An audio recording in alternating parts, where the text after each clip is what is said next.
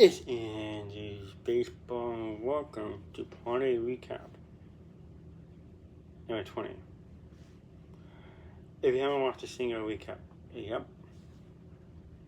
we discussed the past week. We also take a look at the NL standings and the NL Preserve,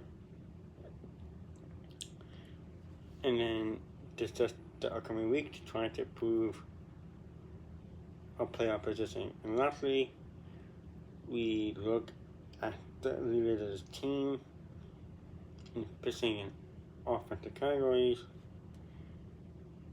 So let's crack up on Infinity 4 and start talking Padres baseball. But sorry, this is out late.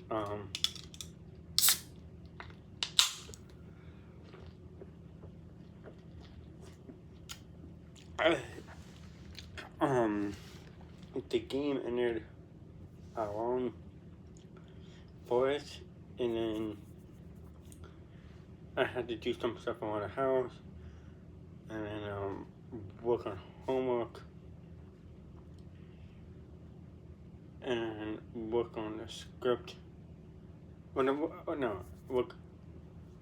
the update the baseball task, and then work on the script. And it was close to dinner time, so I didn't have time to film. So, and I had to do other stuff, so. Anyway, the Padres played 3 against the Mets. And I wanted them to go 2-1. Instead, we went 1-2. Game 1, Mets 2, Padres 1. Game 2, Padres 5, Mets 2. Game 3, Mets 4, Padres 2. The Padres struggled in this series, especially the offense in the game 1 and games 3. The worst one was in game 1, where the Padres got thrown out of the plate twice in the first inning.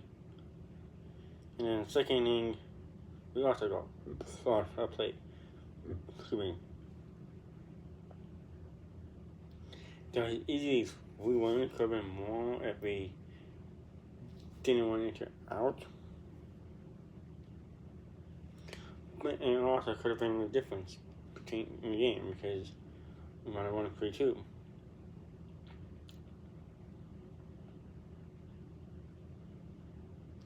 In game 3, our offense struggled, and we started to take a comeback in the inning, but Hawkins Hayes hit into a game-ending double play. So, pitching was solid as they allowed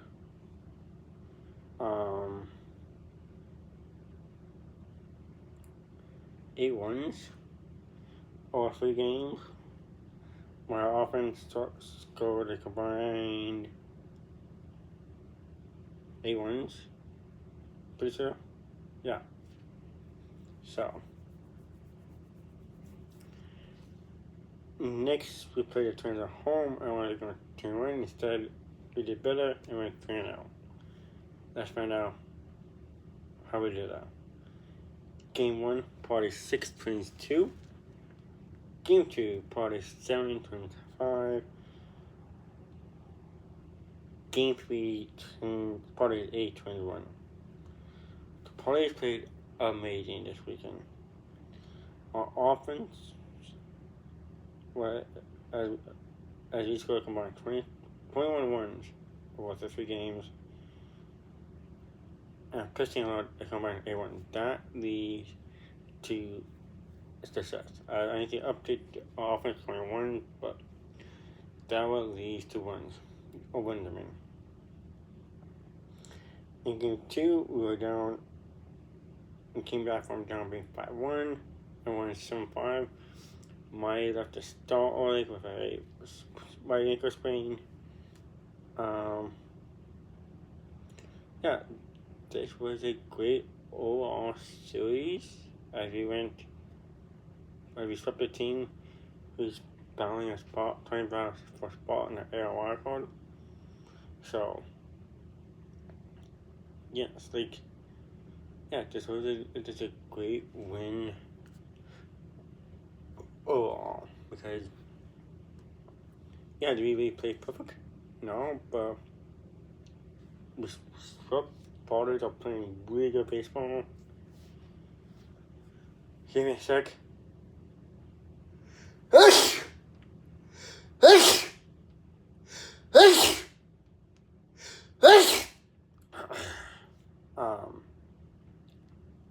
So let's see if I going 4-2, put us in our standings and our player picks up.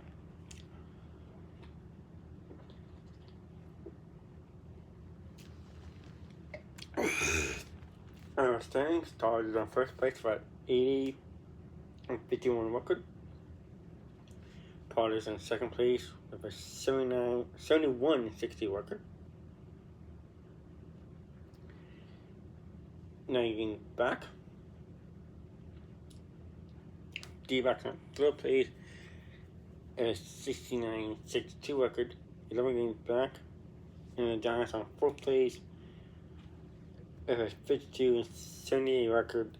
27.5 back.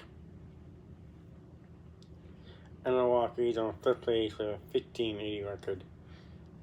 29.5 back. And our player fixer, the Brewers are the top seed with an 81-49 record. Jordan is number 2 seed with an 80-51 record. Braves are the 3rd seed with a 75-55 record. The Cubs are the 4th seed, first wild card with a 75-56 record. 2 games ahead of the Phillies, 1 game ahead of the Padres, and 4 games ahead of the Padres.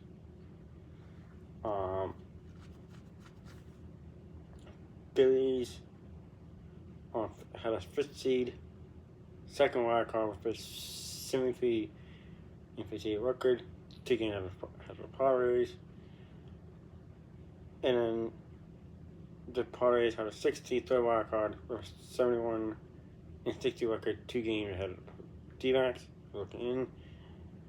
So as I said, the D-backs are currently looking in. That's a 2 game behind Padres. This week we faced the Pirates at home for 3. And we need to go 2-1 at least. 3-0 will be superb. And then we travel for Tampa and face them for 3. And again, we need to go 2-1. Because until we get a sustainable lead over the D-backs, we cannot lose series, especially teams against a bad record. So,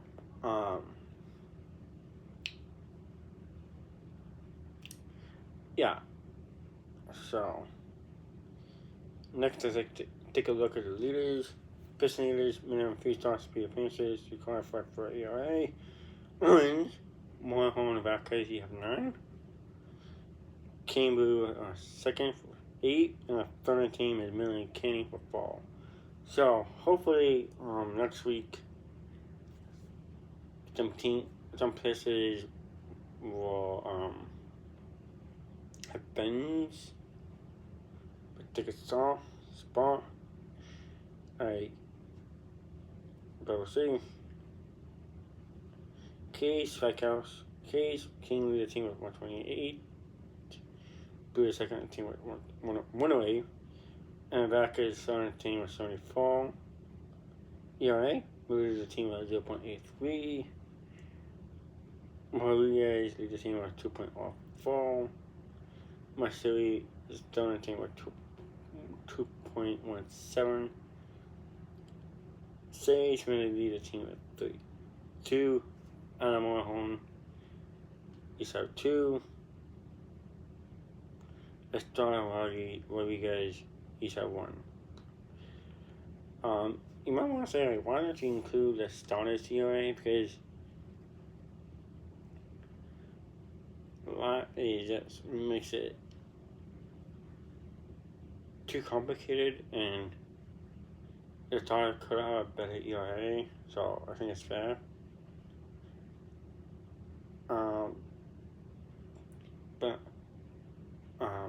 And that's why I don't do strikeouts for relievers,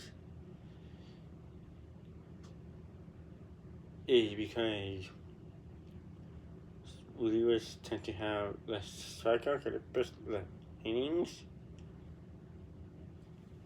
But you can say, why not do ERA? Because, again, relievers pitch less innings, so ERA tends to be higher than starters.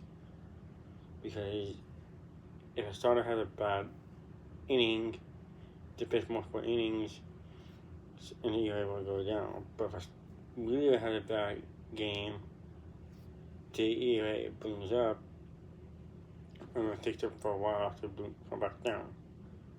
So that's my rationale. Batting average. Temporary places to qualify for batting average.